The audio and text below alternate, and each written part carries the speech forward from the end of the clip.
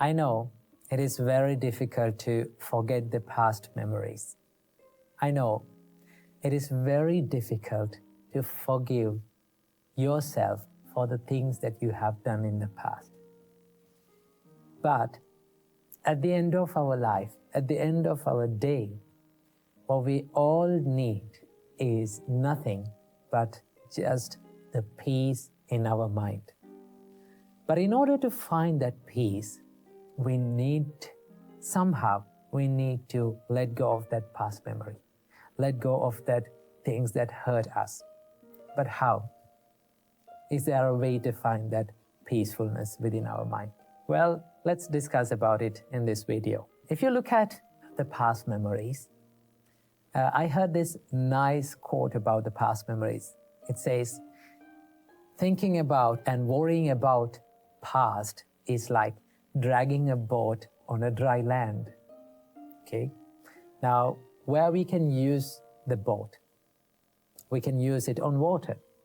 But if you try to drag that boat onto dry land and take it with you to wherever you go, what will happen to you? It will become a burden to you. It will hurt you. It is so heavy. And there is no use in the same place, right? You cannot use the boat on the dry land. Okay? Holding on to past memories is also like that, right? There is no use of it, right? We are not letting that past memory to be in the correct place, but taking it to wherever we go and every place that we go, and it will keep hurting us. So what we can do to forgive ourselves and let go of that past memory? Well, there are certain things that you can do. One of the most important things that you have to realize in this world is that not everything in this world is totally under our control. There are people around you, okay? There are things around you. There are certain things that is happening around you, but not everything, not every one of them is totally under your control, okay? We have to deal with it, but it is out of our control. How people treat you, you cannot do anything about it. How people think about you, you have no control over it. How people talk to you, how people behave in front of you, the things that is happening in this environment, in the nature, there are things that is out of our control, okay? If we try and if you realize that this is the truth, okay, I cannot do anything about it, should I worry about them? Then you come to the conclusion that I don't want to worry about it because it is out of my range, okay? So this is one reality that you have to understand. The world is not totally under your control. Why? Because we are so busy in our life trying to control the things that are around ourselves that are out of our control. Okay? So realize that not everything is under your control. And the next thing that you have to do is, this might surprise you. Now, a lot of people are trying to forget the past memory. Okay? I would say, don't try to forget past memories. Okay? Don't try to do it. What will happen if you try to do it? The more you try to forget something, the more it will haunt your mind. Isn't that true? Just do it practically, right? Try to forget something, it will come back to your mind. Okay? I would say, rather than trying to forget the past memory, I would say, let it fade away from your life. Okay? Let it fade away. How to do it? Fading away is happening with time. Okay? It takes time. It's something like healing a wound. Okay? To heal a wound, it takes time. Okay? So what we have to do is, we have to give less attention to that memory. Okay? Now, most of the time, what happens in us is, when past memories haunt us, we give so much attention to it. We give so much awareness to it and think like, this is the biggest tragedy in my life. This is the biggest mistake that I have done in my life. Now my life is worse. Okay? The more we give attention to something, it will grow. That is the nature of the mind. The Buddha said, the more you give attention to something, these kind of thoughts come again and again to your mind. So what we have to do is give less attention to it. But how? Okay. Now, so many of you say it is very easy for you to say that give less attention to it. But it is very difficult. I know it is very difficult. But there's one thing that we can do. We can identify that thought as a thought. Okay, let's say these past memories, they are always the thoughts inside our mind. Okay, and also there are certain good memories and happy memories. All of them are just thoughts. Okay, the only difference between these hurtful memories, past memories, and the good memories is the way we look at that thought. Okay, the perspective towards that thought. If we can identify, this is just a thought, there's no difference. Okay, it will come to our mind and this will fade away and this will pass away with the time. So I must give some time to my mind to let my mind heal. When you do that, the past memories will start to fade away little by little. Why? Because you are giving less attention to it. Okay? Then there will be a day that comes, then you come to a conclusion and you will realize that these past memories are no longer hurting you. Okay? In my life, I had bad memories. Okay? The reason why I'm telling this is because I've been in the same situation as you guys. Okay? There was so many past bad memories and mistakes that I have done in the past, but when we give less attention to that, it will fade away. Okay? Then you will be okay with those past memories. So that is what I have to share with you in this video. So just let your past memories fade away from your life. Learn from your past, learn from your tears, and let your tears water the seeds of your future success. Keep that in your mind. Welcome to yet another episode in Inner Guide Q&A program. Today we are going to talk about how to deal with past memories. They are the memories that are holding us back and destroying our present moment and our future. So how can we deal with these past memories? First of all, I will tell you a nice story. In the Buddhist time, there was a murderer. Now, he wasn't just a murderer, he was a serial killer. He killed thousands and thousands of people. And do you know what he did to those dead people? He cut a finger from each one of them and he made a garland out of that fingers. And he wore that garland around his neck. So his name was Angulimala, the person who wears the garland of fingers. With the help of the great Supreme Buddha, he became an innocent person again. Before becoming a serial killer, he was just an innocent boy. But with the bad companionship, he became a serial killer.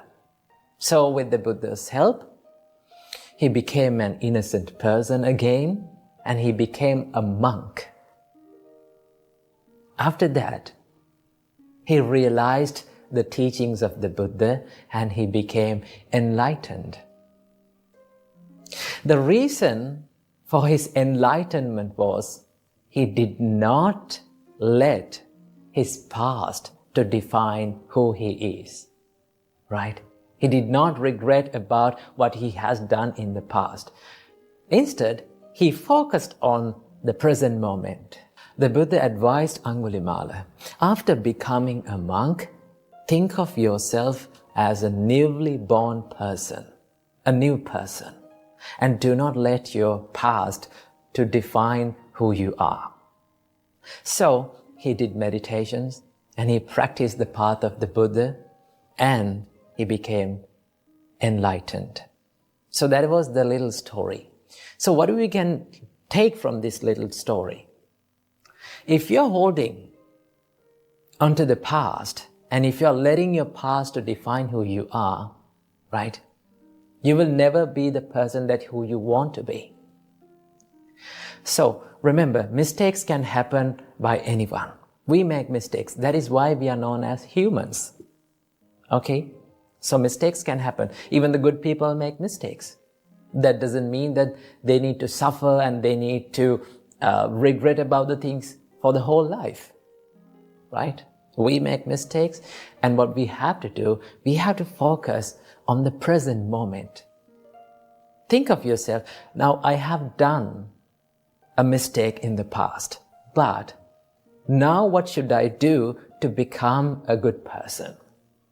When you think of that, you're focusing on the present moment. That is what you have to do. Every time you're regretting about the past memories, the things that has happened in the past, you are touching the wound of yourself. You know, the miserable moments that has happened in the past is like a wound. It takes time to heal. So if you keep on touching into that wound, it will never be healed. So what you have to do? Should you forget the past? Of course not. You should not forget the past, and you cannot forget the past. Remember, the more you try to forget the past, the more it will haunt your memories again and again. So what you have to do? You have to let your miserable and painful past memories to just fade away from your life, right? So to do that, you should not give much attention to the past miserable, painful memories. Right? When we are not giving any attention to something, chances are very high for it to fade away from our memories. So what you have to do, just do not give any attention to those past memories. Okay? And that is why our great teacher Supreme Buddha taught us in Bhaddekaratta Sutta, Atitang nanva gameya nappati kanke anagatang. Do not dwell on the past. Nappati kanke anagata. Do not dream too much on the future. Yadati tang pahinatang apattancha anagatang. The past has gone now. It is over. And the future hasn't yet come. And Buddha said, Pachupannancha yo dhammang tattha tattha vipassati. You have to focus on the present moment and do what is right here, right now. So do not let the past to define who you are, and focus on the present moment and think, what can I do to become a better person now? Admit your faults. Learn from your past. Do not make it a wound and a painful situation. Just learn from it, right? And then you can think, what should I do to become a better person right here, right now? Right? When you do the good things and when you do the right thing in the present moment, your past will be a good one and your future will be also a good one. So what you have to do, you only own this present moment. Always keep it in your mind, right? The moment that you only own is this moment, right? In the past, what has happened in the past, you cannot control it. What is going to happen in the future, you have no control about that. What you have in your hand is this present moment. So focus on the present moment, do the good things, be a good person, and your future will be a better one. Your past will be a better one also. So practice the Buddha's teachings and stay in the present moment. Namo Buddhaya. One of the things that many people misunderstand about Buddhism is, I've heard this a lot, they say that Buddhism is negative. Buddhism is very pessimistic. It speaks about death and dying and sickness and crying. Why Buddha speaks about negative stuff? Can't we have something joyful and happy about this life? Well, from this video, we're going to talk about, is Buddhism really negative? So here's the reason why a person might come to a conclusion that the Buddha's teachings are quite pessimistic and it is negative. It is because of the first noble truth. Now, what is the first noble truth? It is dukkha in Pali language, which is literally translated as suffering or stress. Now, these words have deeper meanings. When Buddha speaks about dukkha, Buddha means about deep things about life. But when you look at this word, suffering or stress or dukkha, one might come to a conclusion that, oh, Buddha speaks about suffering, right? Buddha says that life is suffering. But when you look at the life, there are things that we can be happy about life. And also there are moments that we have a lot of joyfulness in our life. So why Buddha speaks about negative stuff? And also the Buddha explains in his first sermon about the first noble truth, the dukkha, as like this. Now, when someone look at this explanation, they might come to a conclusion, oh, life is stressful. So that is the reason for so many people to say that Buddha speaks about negative stuff. But if you really understand about what Buddha meant by this, you will find that Buddhism is not negative or pessimistic, it is more realistic. Okay? So why Buddha speaks about this? It is because this is the common truth that we all share in all living beings. No matter what level of life that we have, we all share these things, these truths in our life. That is a common truth. So Buddha saw this, and that is why Buddha speaks about this. So yes, it seems to be pretty miserable, right? But wait until you hear the second noble truth. What is the second noble truth? It is called the samudaya, the origin of suffering. Now Buddha says there's a reason why we suffer. What is the origin of this suffering? Now Buddha explains that the reason why we suffer is because of tanha. Tanha means craving, literally translated as craving. But there is more to this word, okay? So why we suffer is because we have this craving and attachment towards things, okay? Towards things, people, and to ourselves as well. So, and it gets better when you hear the third noble truth. The Buddha says that you can end the suffering. The third noble truth is called nirodha, the cessation. Now the Buddha says that you can end the suffering by letting go of the cause of the suffering. Right? I will repeat it again. You can end the suffering when you let go of the cause of the suffering. Right? So it is pretty obvious, right? Pretty realistic. Let's understand about it like this. Suppose you have an unwanted plant in your garden. Now what you want to do? You want to remove this. So how are you going to remove this? Let's say a person goes and cut it from the stem. Cut down that plant from the stem. Did you permanently remove it? No. It grows back. No matter how many times you cut this plant from the stem, it will grow back. But if you really need to remove the plant, what you have to do is you have to go into roots, dig the plant, and then remove the roots, and then it will never grow back, right? Same like that, if you remove the root of suffering, if you remove the cause of suffering, then you will end the suffering. Not only the Buddha says that you can end the suffering, but also Buddha introduce you to a path where you can end the suffering. And that is the fourth noble truth. It is called the Magga, which is the Noble Eightfold Path. Now, Noble Eightfold Path is a moral and ethical and psychological and more practical path that leads to the cessation or end of the suffering. So basically, the Buddha is like a doctor, okay? So what a doctor might do? He might come to a patient and says, hey, listen, let's be honest that you have this disease. You have to be honest. I know it is painful. I know it is very negative and pessimistic to talk about this, but let's be honest. If you need to cure this disease, you need to focus on it. Okay, we have to talk about it. We have to find a way out of it. So the doctor says that there is a disease, he will be honest with you, and he says, and he comes with the good news, and that is that you can cure this disease.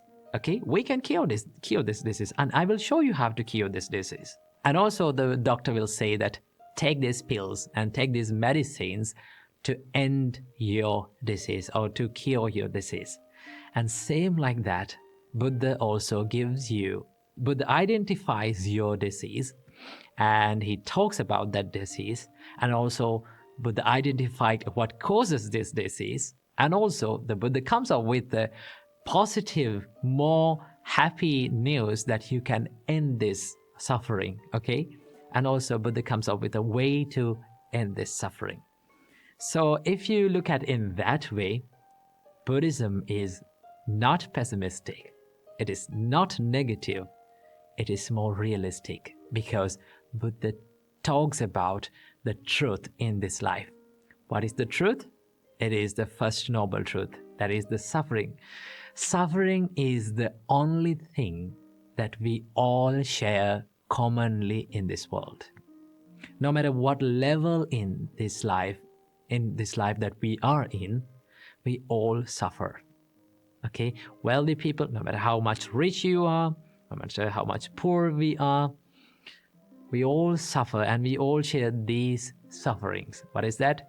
Suffering of sickness, suffering of death, suffering of diseases, suffering of aging, suffering of despair, lamentation, crying. This is something that is very common to all of us. And talking about it and thinking about it might not be a negative thing, because most of the time what we are doing is we are running away from this truth. We don't like to talk about it. We always like to forget about it. And also we have found many creative things to forget the suffering, not to end the suffering. Okay, we think that we end the suffering, but it grows back. It comes back. Same like you're removing a plant from a stem. So what Buddha does is, what Buddha shows you is a path to go into the root of this problem and remove the root, remove the origin, remove the cause to end the suffering. So remember that Buddhism is not negative, and it is not pessimistic. It is more realistic, and it is more practical. So I hope you got some idea about what Buddha teaches you. So that is all for this video, and see you in the next video. Namo Buddhaya. Namo Buddhaya. Welcome and welcome back to another video. From today's video, we're going to talk about wisdom, how to understand it, and what helps all of us to develop this wisdom. Now, what is the common idea about wisdom in the world? There's this common misunderstanding about wisdom, that is, they say that people who know more and they're wise, right? To be wise, you have to know more. In one sense, it is correct, but it is not always correct, right? The people who know more are not always wise, right? And also, even though you learn more and more, it doesn't mean you become a wise person, right? There's a nice saying about wisdom that says, intelligence or knowledge is to understand that tomato is a fruit, and wisdom is to not to put it in a fruit salad, right? So understand that yes, knowledge is a power, right? Knowledge is a superpower that gives all of us a good experience about this world and good understanding about this world. But if we did not develop the wisdom, right? If we did not understand what wisdom is, then we may not be able to be wise, right? So what is wisdom? Wisdom can be understood as this. Wisdom is the ability to understand what is good and what is bad. Wisdom is the ability to understand what brings happiness to yourself and to the others, and to implement those things that you can do, right? And also, the Buddha explains about the wisdom as follows. The Buddha says, and what is the power of wisdom? Here, a noble disciple is wise. He possesses the wisdom that discerns arising and passing away, which is noble and penetrative and leads to the complete destruction of suffering. This is called the power of wisdom. Now, according to the Buddha, the wisdom is to understand the reality of life. That means the impermanence of life, right? The Buddha says that the inherent nature of life is that it is subjected to arising and passing away. And arising and passing away. This is the common phenomena of impermanence, right? So if someone can understand and if someone can realize this true nature, and that person is wise. That is the Buddha's explanation about wisdom. Because Buddha always focuses on understanding the reality of life. Okay? So Buddha explains what are the things that helps all of us to develop this wisdom, how to be a wiser person. These are the things that Buddha taught us to be a wiser person. You should implement these. You have to associate these things to be wise. So the Buddha explains these 4 things that helps us to develop wisdom. The first thing is, the Buddha says, association with superior persons will help you to develop the wisdom. That means the people who we associate is really crucial. It's really important when it comes to development of the wisdom, right? There's a wonderful saying that says, who you are is the average of 5 people who you closely associate, right? Take a look at the people who you closely associate, right? Our 5 people. So who you are is the average of those 5 people. So association is really, really important when it comes to development in life, development in spiritual life and also material life, both, right? So that is why you need to hang out with people, to stay with people who can inspire you, who can motivate you, who can guide you to a correct path, right? So that is why the Buddha says, associate with a person who is superior to you in wisdom, right? In spiritual practice, if you're following the spiritual practice, you have to associate with someone who is superior to you, right? So the Buddha says, always try to be with someone who has higher qualities than you, or someone who has equal qualities to you. But never be with people, never associate with people who has lower qualities than you, right? So that is why the Buddha said, to develop the wisdom, you need to have a good companionship. You need to have a good association with people, right? And the second thing that Buddha explains that helps all of us to develop wisdom is hearing the good Dhamma, right? Hearing about the reality of life, listening to the reality of life. When it comes to a spiritual practice, when it comes to Buddhism, the Buddha says that you need to listen to the Buddha's teachings. You need to learn the Buddha's teachings and wisely reflect on it, right?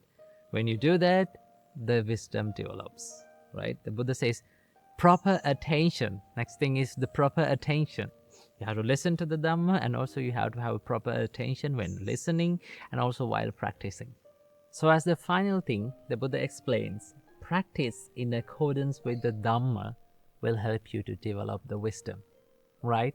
That means when it comes to Buddhist practice, you need to follow the Buddha's path, follow the guidance of the Buddha and practice it. And then you can develop the wisdom in Buddhist practice. So these are the 4 things that helps all of us to develop the wisdom. The first thing is association with superior people, proper people, and good people. Second thing is hearing the good Dhamma, listening to the Buddha's teachings, and proper attention to the Buddha's teachings. And then finally, practice in according to the Buddha's teachings. These are the 4 things that will help us to develop the wisdom in Buddhist path. So I hope you got some idea about wisdom today. So I wish may all of you be happy, healthy, and may all of you be able to be wise in this very life. Namo Buddhaya.